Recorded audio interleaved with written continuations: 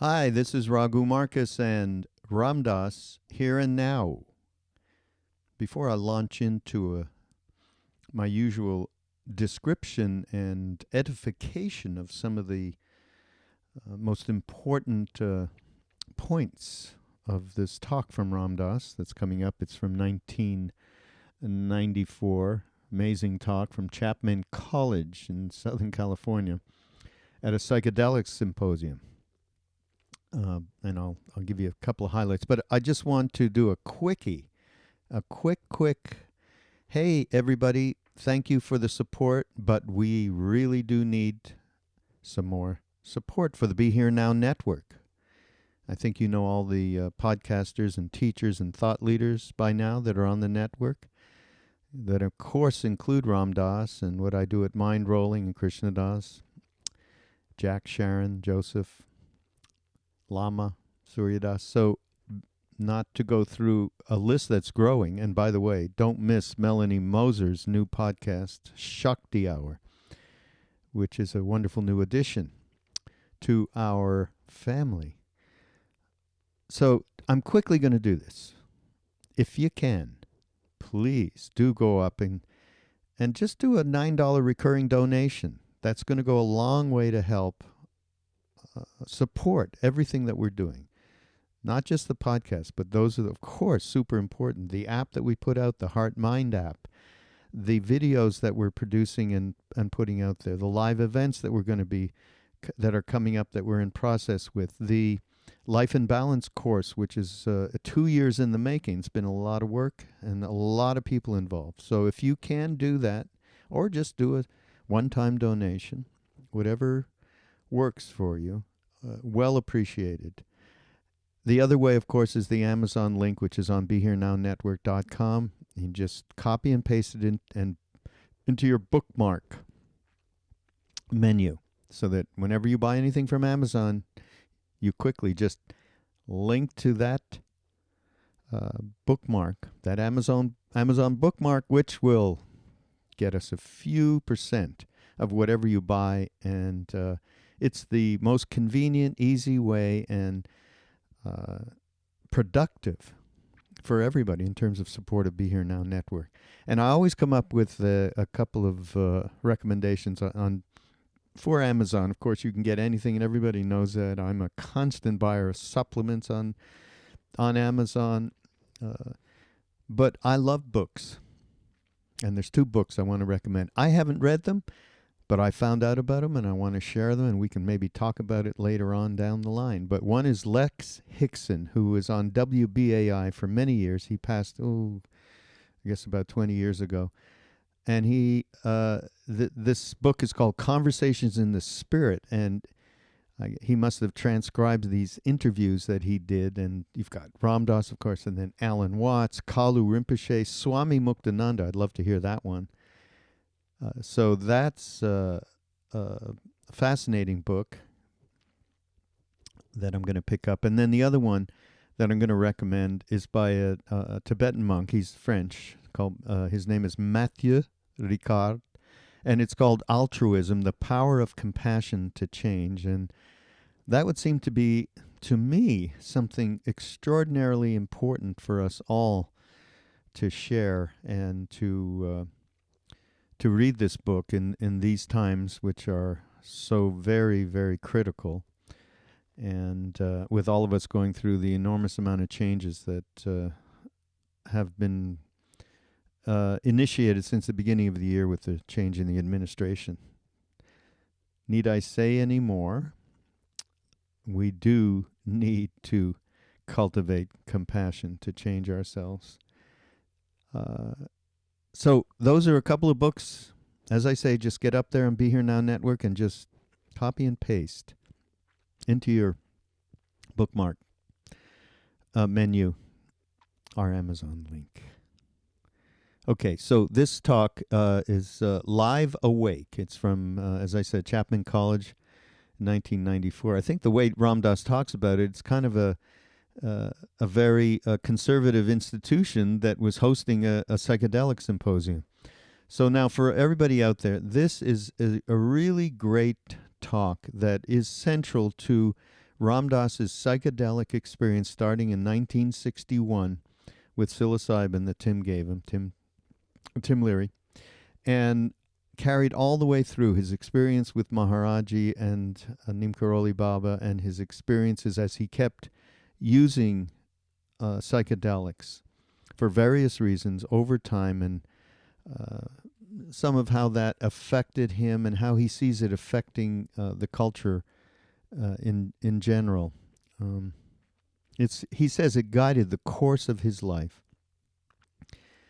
But his major realization, of course, in the earliest days was as long as the high represented a polarity. He said, I love to get high because it eradicated the us and the them.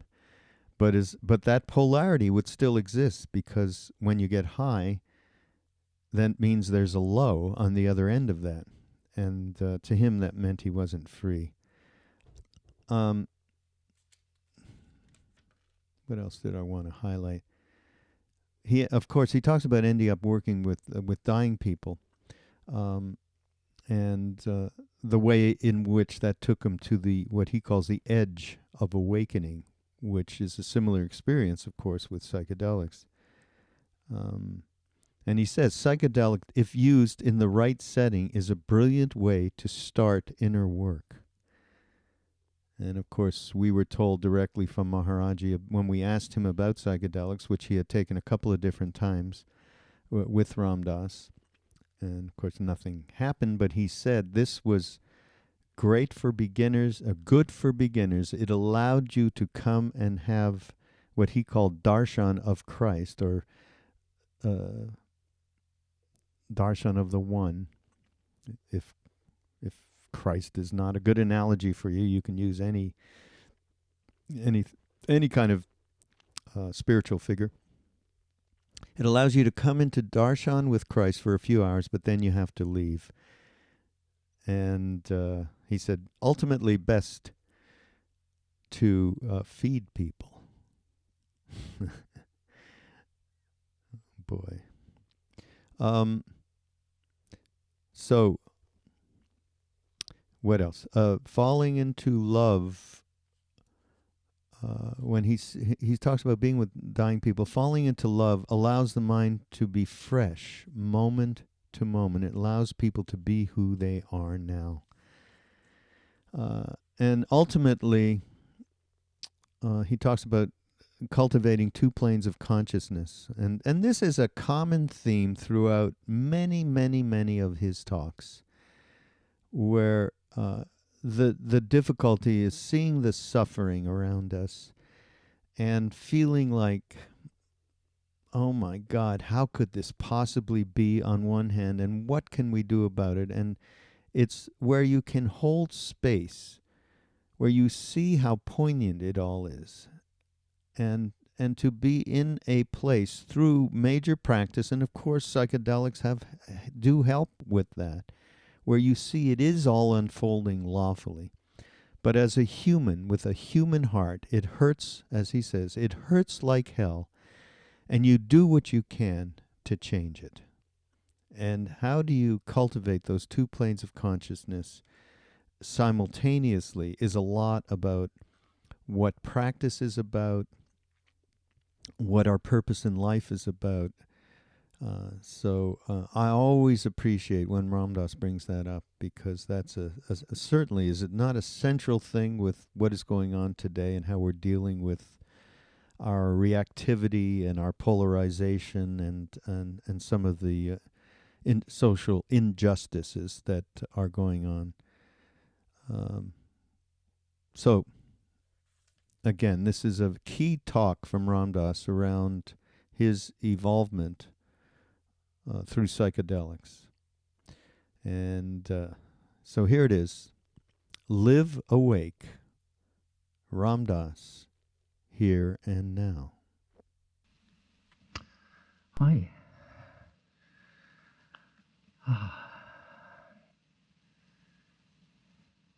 The thought that I would come to Chapman College in Orange County for this, my mind just can't grok it. I can't get it all together. The climate must have changed when I wasn't looking. Boy, if this climate existed back in the 60s, Harvard could really be swinging today. Huh.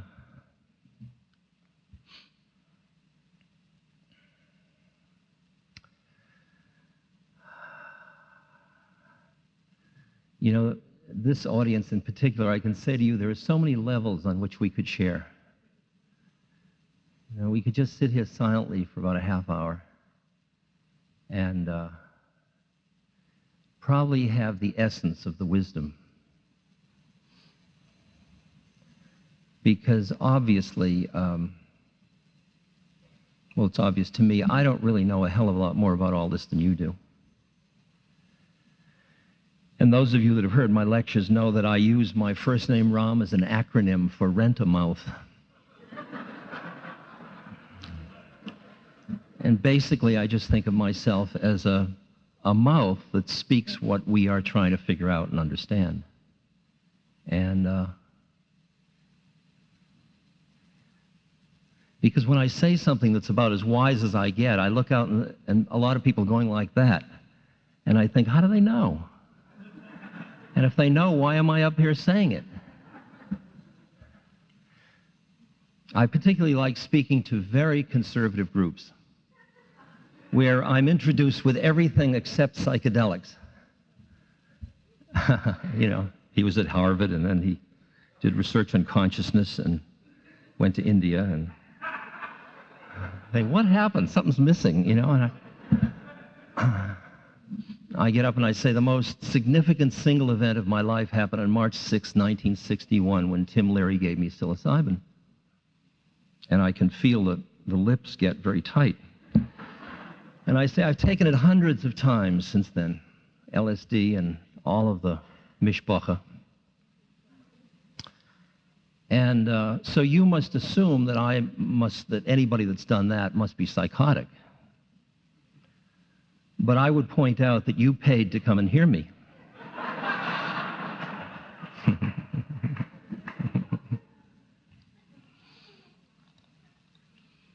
It's like what goes around comes around. That when I was a professor at Harvard, I was a good guy. Then I was fired from Harvard for turning on people. And then I was a bad guy. And then I became a yogi, and I was a crazy guy. And then slowly I've done service work all these years, and I have foundations, and now I'm a good guy again. And you can just see you're running through a minefield of the perceptions of other people. But it boils down to what you feel inside yourself.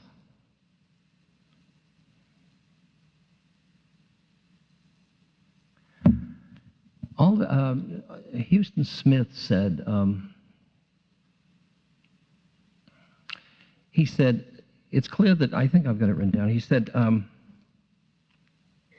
LSD produces a religious experience, but it's less evident that it produces a religious life.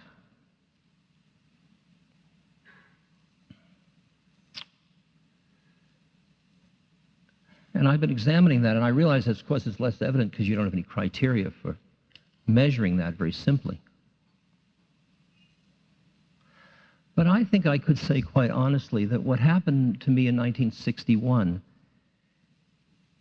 was so, whatever it was, I am still growing into it now, that it has guided the course of my life.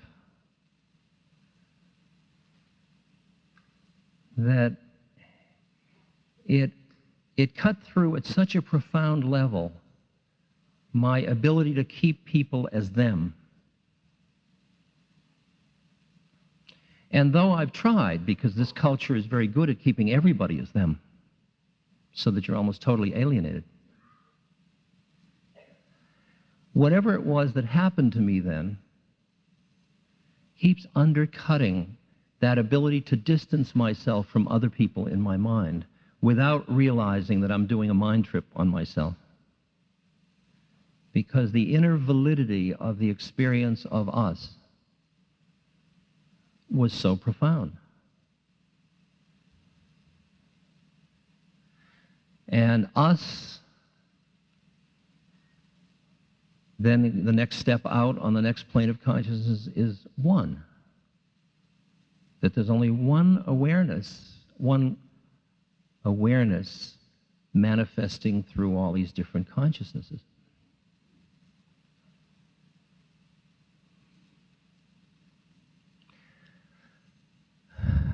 And then over the years,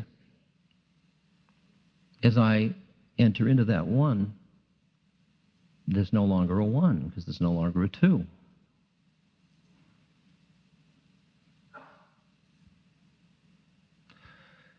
Now, as I played with these planes of consciousness for the last 30 years,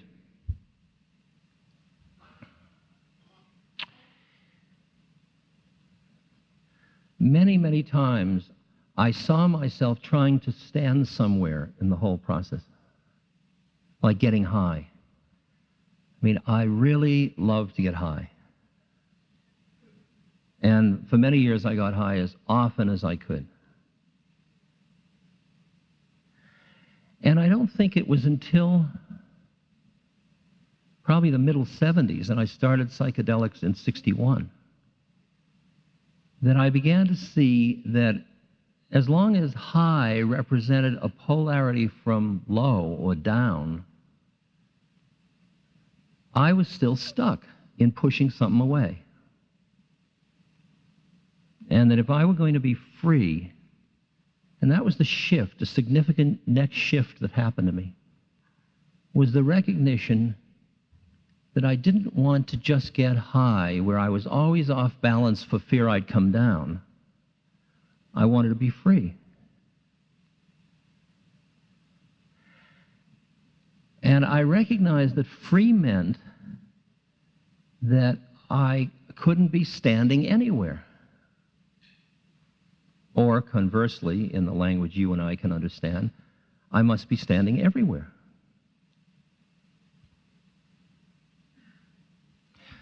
So at that point, I saw an interesting thing, that no longer did I just want to get high, I wanted to be free, and the most powerful vehicle for my getting free was figuring out what brought me down, since my natural state was high also. That is what caught me in the physical, psychological planes. So I did about a 180-degree turn. Instead of always trying to get into la-la land, into vast oneness, into bliss, into rapture, I started to dive down into the stuff that would catch me. Because as I worked with my mind through meditation and all these different games, I began to hear Buddha's statement that the cause of suffering is the clinging of mind. That the way awareness clings to something through aversion or attraction.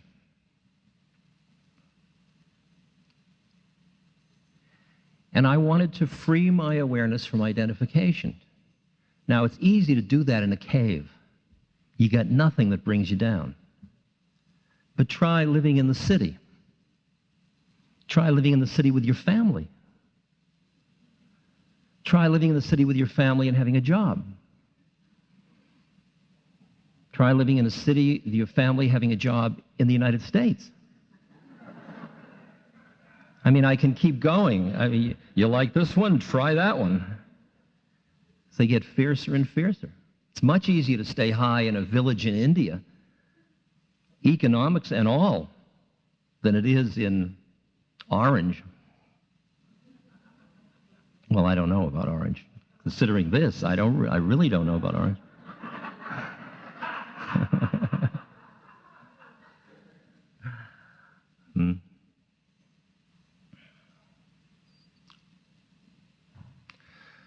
So the question for me was what to go towards. And I saw that of all the things that would get me, like money, power, sex, whatever, I stopped there because that covers enough.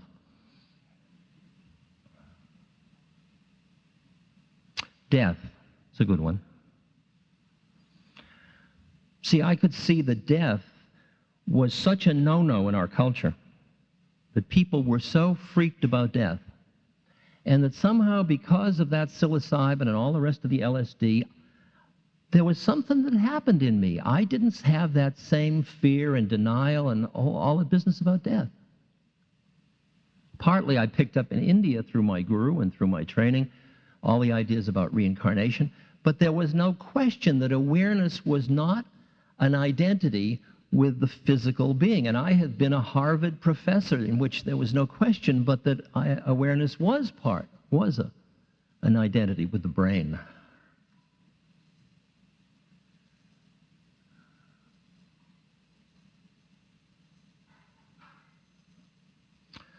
So I started to just kind of randomly started to hang out with dying people.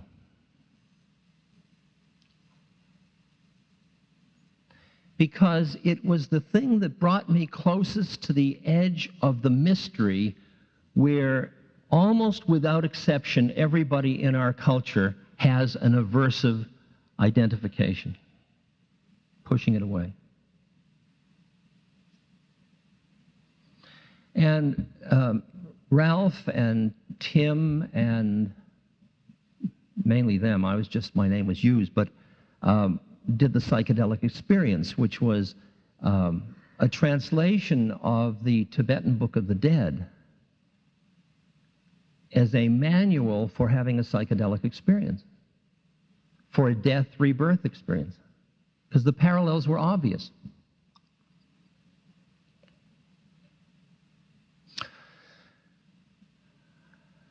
So I realized that just like you say, lest ye be born again, you have to die before you're born again.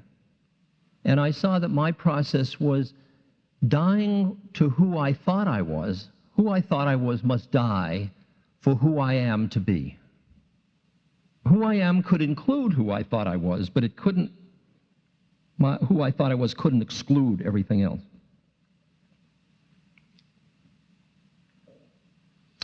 So I worked with death, and I've worked with that now for years and years. I feel like a Charles Addams cartoon. I get excited when I'm going to be with somebody dying,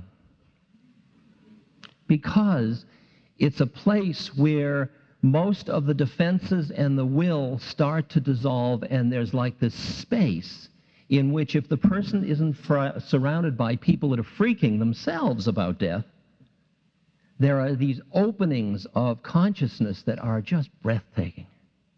And the person, it's as if you watch a baby chick being born, you watch the shell break. It's just brilliant. It's the closest I get to truth with another human being, is being with somebody as they die.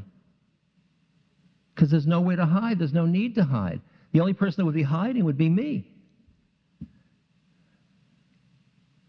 It's a situation that demands no bullshit. You just got to be there and be there in truth.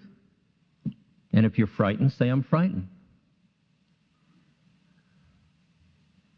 And I'd say that for the past 15 years, what I have been practicing doing, and this is a line Paul can use, I'm sure, is loving people to death. Falling into love with them. Being with them without definition of boundary. Extricating my awareness from the identification with me as a separate entity, as a helper, as a do-gooder, as kind Ram Dass helping this poor person. Cutting through poor persons, cutting through until it's just two beings. You here, I'm here. What's happening today? Well, I'm dying. Wow, well, that's interesting. I'm dying too. It's just a longer-term game. What's it like dying? Well, I'll tell you, it's scary, and really. And it's as if we make contact with that in us which has nothing to do with death. Awareness neither comes nor goes. It was neither born nor it dies. It's neither here nor there.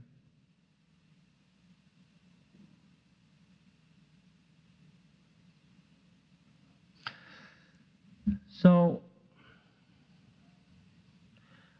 when you're working with what brings you down, and you do it through mindfulness practice, all kinds of techniques of doing this,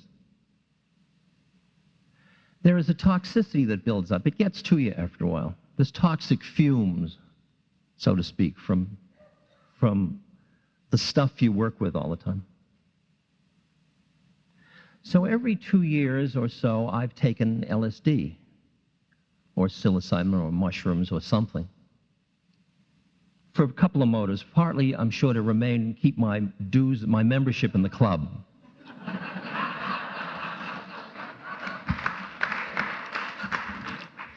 And partly because I am a research person also, and I'm very curious, because since I understand the way in which set is such a powerful variable along with setting in determining what kind of psychedelic experience you have, after 2 years, I've gone through a lot of changes, and my set, or my launching pad, is a different place, and I want to see what else I have to learn. And while it's difficult in a paranoid society to find a non-paranoid setting, so sometimes I'm in the Polynesian Islands or somewhere as my laboratory setting.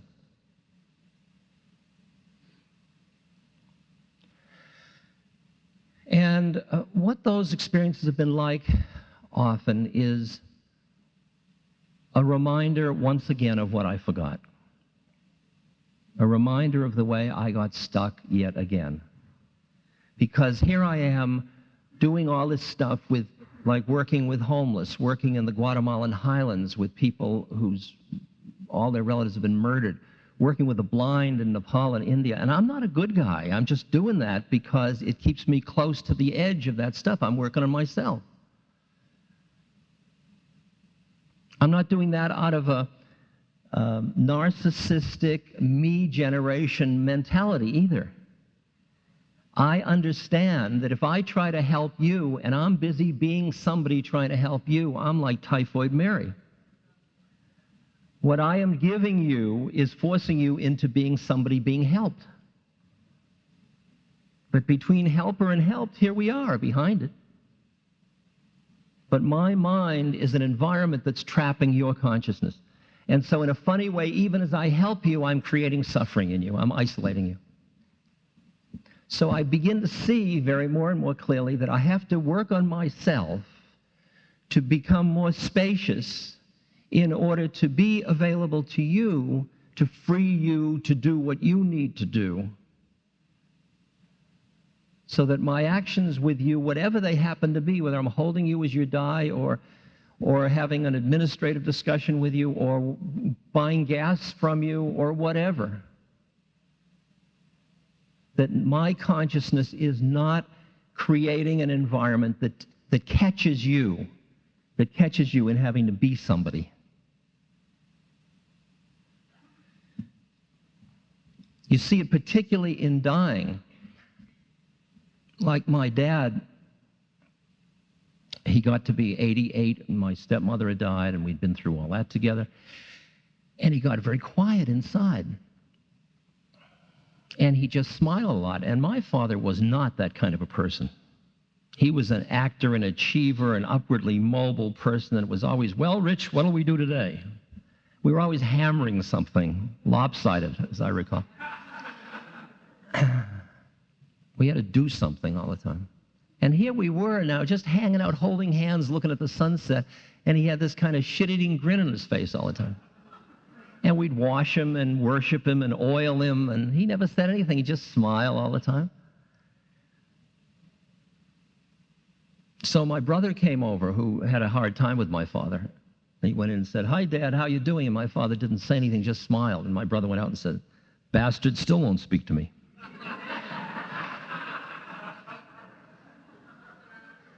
And then my aunt, who loved him passionately, came in and said, "Oh, George, how are you?" And he just smiled at her. And she says, "What's happened to you? Where have you gone? What have they done to you?" He was happy. I was happy. They were both miserable. And they were miserable because he wasn't who he used to be, who wasn't even that nice a guy.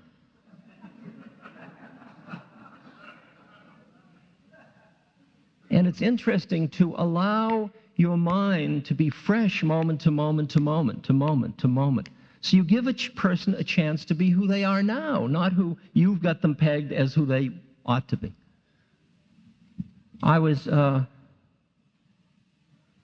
This fellow would come to all my lectures up in the Bay Area, and he was in a wheelchair, but he just wasn't in a wheelchair. He was back in the wheelchair like this. And he would drool a lot, and his legs were spread out, and he had an attendant with him all the time, and he was choking in the lectures often. So I went over to say hello to him after the lecture, and I met Kelly. And I started to visit with Kelly and hang out with him.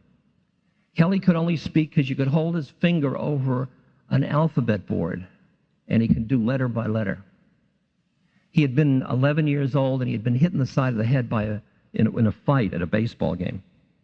And the hospital misdiagnosed it. And he ended up like this. He'd now, when I first knew him, he was in his late 20s. He'd been through college. Needed a full-time attendant 24 hours a day. Extraordinary guy. It took me 6 months of visiting him every...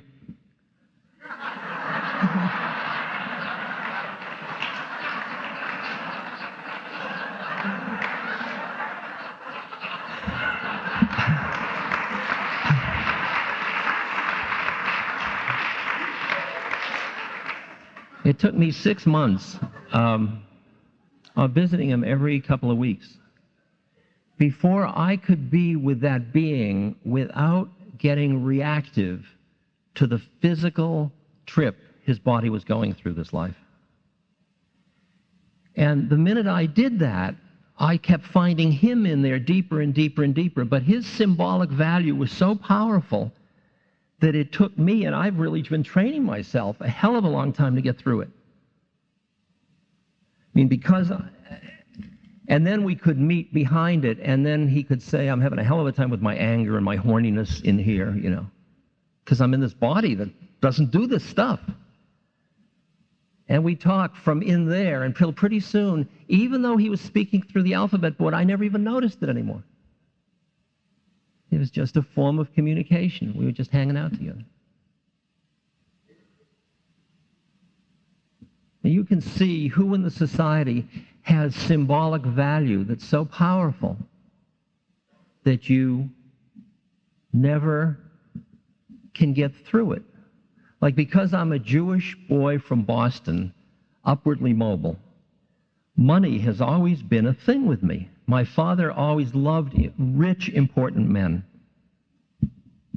So if I'm in a room with 5 people and one of them's rich, I can see God in 4 people and a rich person.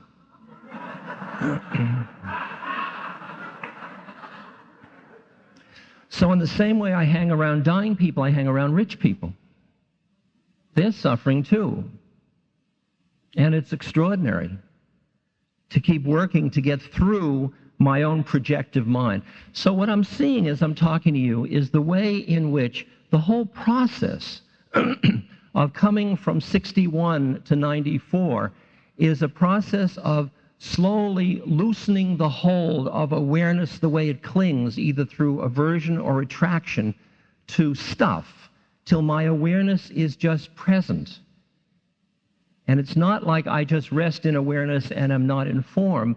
The dance is nowhere to stand. You are in form and you're not in form simultaneously. First, it's sequential. You get high, you come down. You get high, you come down. Till pretty soon, high and down are all here. And I go in and out of this. I get trapped, but I've got all these devices, like the beads, to keep me constantly, hey, where are you standing now? What are you doing standing there?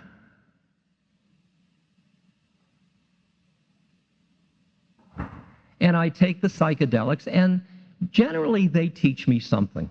I've noticed they're teaching me that they seem less and less relevant to me in terms of my own inner work. They're still profound, they are still beautiful, some of them are horrible, I get caught, but mostly, and that's useful, although hard on my body. But I'm noticing that the whole process of taking a psychedelic is less and less of the significant thing that's going to happen to me this year. It's a checking in to see if I got anything more to learn. And I always do, but I begin to see that what I'm doing is what I got to be doing anyway, and what's the rush? I think I was caught in the myth that we got into in the 60s that we were all going to be enlightened almost immediately. We all awakened, but we don't get enlightened. So I've said before many times, Tim Leary and I had this graph on the wall of how soon everybody would get enlightened. It involved putting LSD in the water system, but other than that, it was not a major involvement. It was just obvious.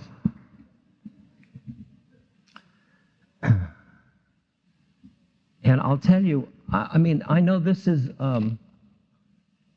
weird stuff, but today I can say anything, I guess, considering where we are. Chapman College, it's free-for-all.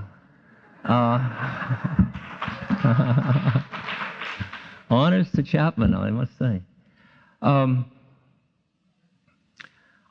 think that what happened in the 60s with psychedelics, when it became a street consciousness issue, I think that was like an incredible psychic explosion. And that you and I and the culture is still, we are all still growing into the fallout from that.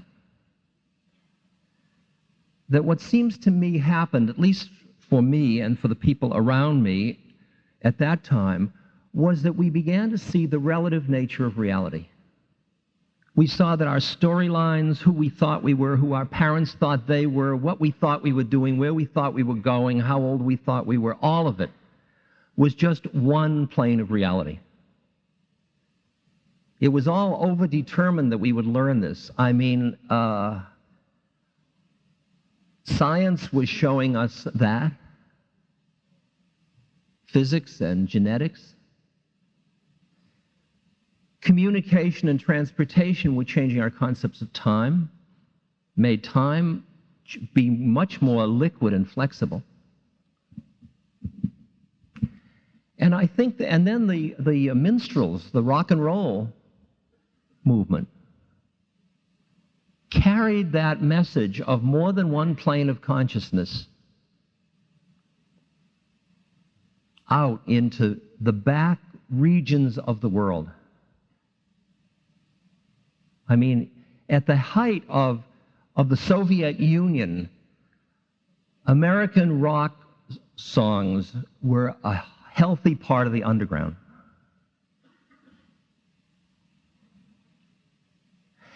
And what I find now is that I can speak in a place, I don't say a place because they all get upset when I say that they're at that place, but I can speak in a place like X, where I look out at the audience and I would say that 75 or 80% of them have never smoked grass, have never had any psychedelic other than, no, they haven't. They've had liquor, alcohol, and cigarettes, and coffee, and sleeping pills, diet pills, Prozac. But no psychedelics. I mean, it's just bizarre, you know? And I'll say something that in the 60s, when I said it to my 15, 20-year-old audiences who were 15 to 25, who all wore white and smiled a lot, I'd say the farthest out thing I'd know, and they'd all go, yeah, yeah. And now I would say that same thing since I haven't changed my material in 20 or 30 years, say the same thing in X city, and these people, I mean, these people that just don't get high, you just know you wouldn't go up to them and ask them for a joint. They're all going like that. And I think, how do they know? What happened? What possibly happened? My most delicious story about that, I'll just throw it up because I'm sure many of you heard it, was that back in the old days, everybody was very young and that came in my audiences. Now it's much more of a spread of ages. But then it was all a narrow range. It was interesting. I'd go to India and I'd hang out with all the old people because they all spoke the same language. Come to the West and speak to all young people. And there was one woman in the front row who was about 70. And everybody else was 25 at the most. And everything I'd say, she'd nod. And I couldn't stand it. I mean, I'm sitting up there wondering, who is she? How does she know? She doesn't look like an acid head. What is this? What is this all about? And finally, at the end of the lecture, I kind of looked at her and smiled and like willed her over to me. She came up and she said, "Oh, thank you. That's just the way I thought it was." And I said, "How do you know? What is it you do that brings you into the state of consciousness where you know this?" And she leaned forward very conspiratorially and she said, "I crochet."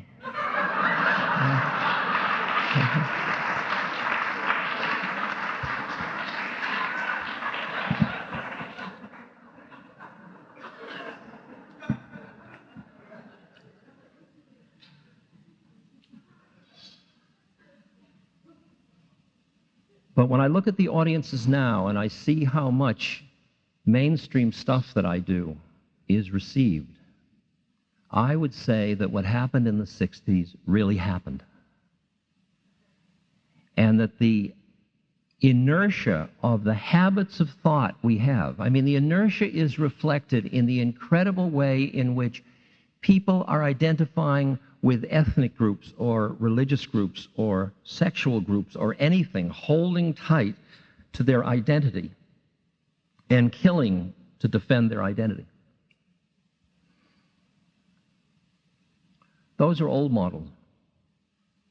There are other models which celebrate diversity without getting trapped in it, in which your consciousness is not busy. I'm not busy being a Jew or a man or an American or old or a psychedelicist or a yogi or any of it. Those are all labels. They're all like this jacket. They're stuff you put on and you take off.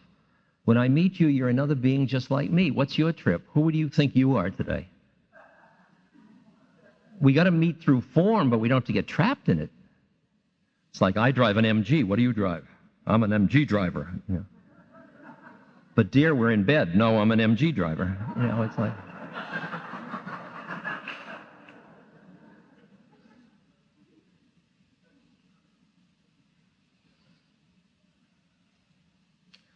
Now, I know that it's not politic yet to imply that psychedelics have turned out to play a critical role in this culture.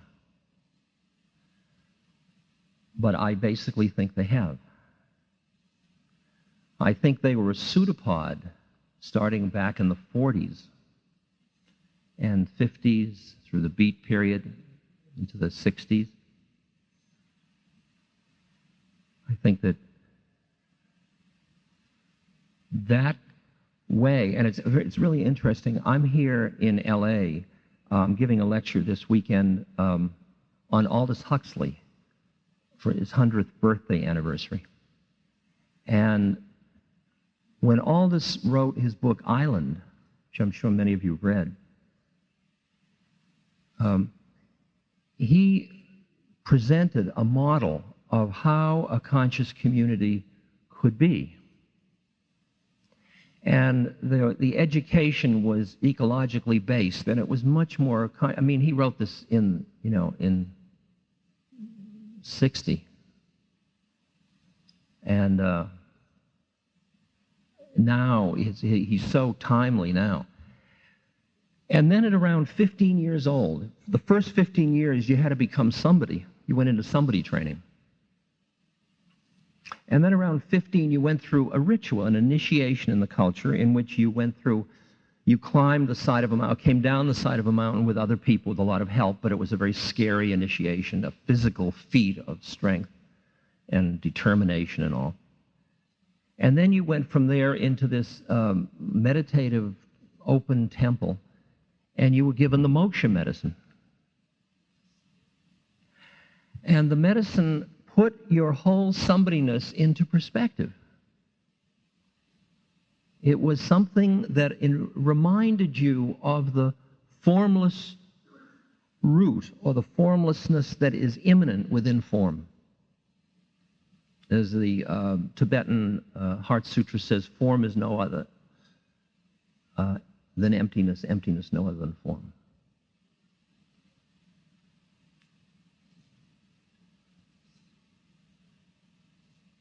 And this was seen as a ritual. I mean, I took psilocybin when I was 30 years old. And I realized how encrusted my entrapment in my identity had gotten. And that's why how violent was the necessity for me to break out of it that way.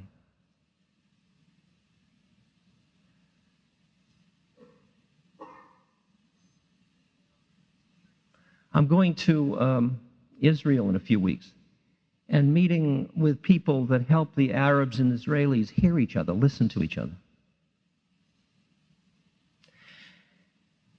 And I just could imagine if they could all have a trip together. If that was part of an institutional game of political mediation. I mean, we're sneaking psychedelics back into our society through research like the MDMA research that's going on, through research, through the use of marijuana for people with pain, through dying, research with the dying, and ultimately we'll do the same side of stuff about alcoholism, about prison rehabilitation, and so on. I mean, it's obvious that psychedelics, properly used, have a behavior change psychotherapeutic value. But from my point of view, that is all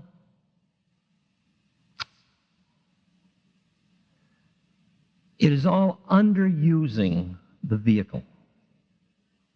The potential of the vehicle is sacramentally to take you out of the cultural constructs which you are part of a conspiracy in maintaining, and giving you a chance to experience once again your innocence.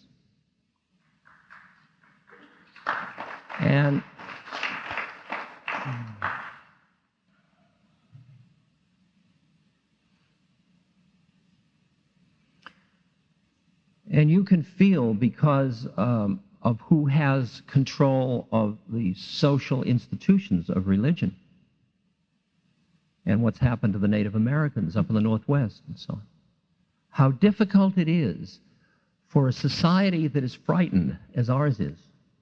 And when it's frightened, it holds tightly to its institutions and its structure because it's frightened of chaos. And you say, I want to take the people of your society through an experience that will take them out of organized conceptual mind back into innocence. And that is seen as a basic threat to the existing social institutions. And it's bizarre because if you look at the downfall of civilizations, you will see that it's just that panic and control and closing and constricting that is what keeps destroying civilizations.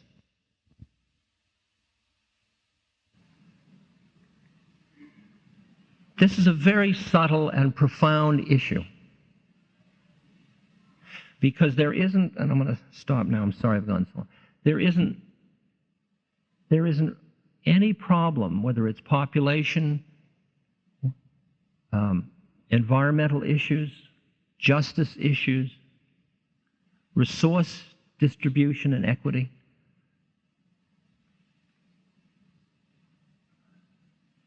There isn't one of those social problems that can't be dealt with more profoundly through the kind of wisdom that comes through inner work.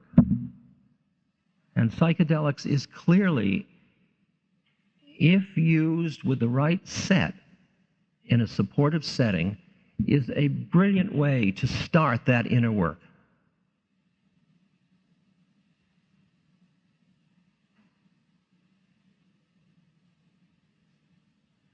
And yet you and I may be witness to a time when we have something that would work, and we are in a culture that rejects that possibility so thoroughly that it ends up destroying itself. Isn't that interesting? And the only place you can stand in relation to that, the two places, is one, in the place of such spaciousness, you just look and say, how poignant that all is, and see the way it all unfolds lawfully. And the other part where you're in your human heart, where it hurts like hell, and you do whatever you can to change it. And I'm inviting you to join me in cultivating those two planes of consciousness. From the human heart point of view, suffering stinks. From the pure consciousness point of view, suffering is. Suffering is like trees have leaves. Suffering is, it's all part of the process of being in form. If you're so freaked by suffering, you've got to avert your eyes. You're not free.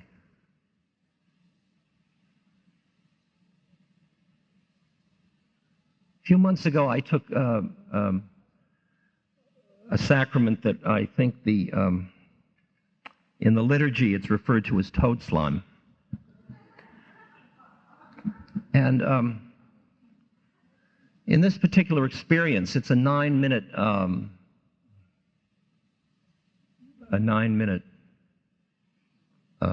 moment.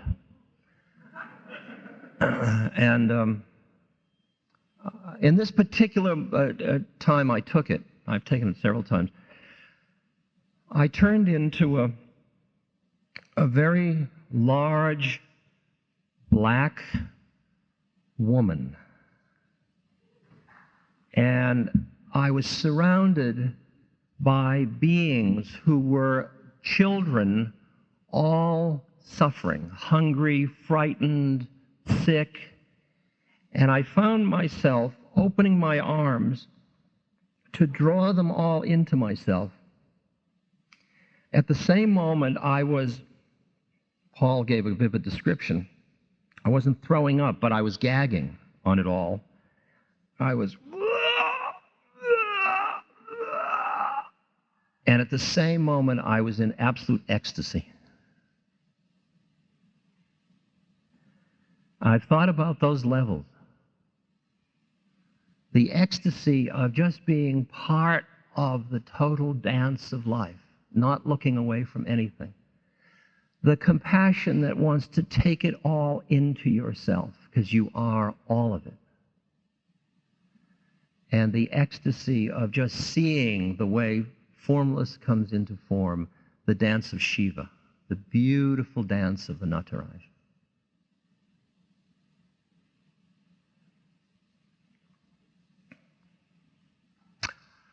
I honor you so much for your interest that brings you here today. I feel part of a very good extended family. Thank you very much. This podcast is brought to you by the Love Serve Remember Foundation and ramdas.org.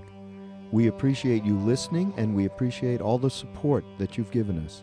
Please continue that support and donate at ramdas.org. We can then continue to share what Ram Dass has been sharing for all of these years. Thank you.